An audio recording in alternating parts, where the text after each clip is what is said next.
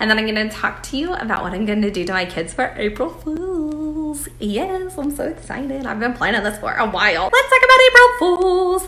All right, so if you've watched my live before, you have, and if you follow us on Facebook, you have heard my grandiose idea of making April Fools gag treats for customers. I'm so excited about it, and I just did not get a chance to make that a realization this year. It is still in the works. It will happen. It will happen, but I'm totally going to do it to my kids. And while I do it, I'm going to write down the instructions and kind of show you guys how to do it. That's my game plan.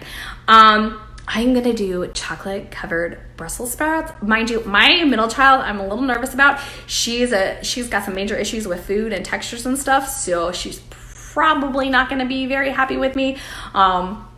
But I'm going to do chocolate covered Brussels sprouts, and I'm going to tell them they are cake pops.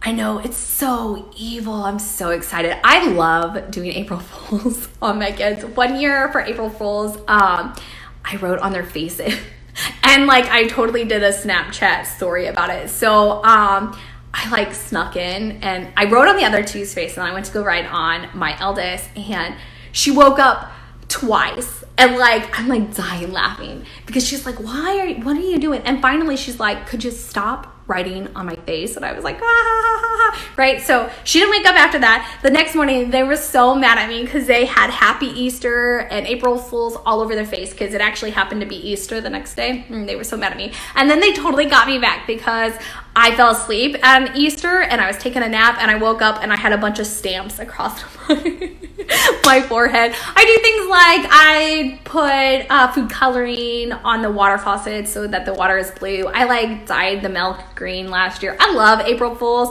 Maybe next week I'll talk to you guys like a list of April Fools gags to do to your kids, because I'm a big fan of it. But that's what I'm going to do. I'm going to go and get the products, and I'm going to make them probably next week when they're back at school and kind of see how it goes. And then I'll share with you guys how to do it. If you are not following us on Facebook, but you watched our video, that's totally weird. You should be liking us and following us on Facebook. We are on other social media too. It's at Perfectly Pastry on all the other social media. Facebook is the only one that's Perfectly Pastry Bakery.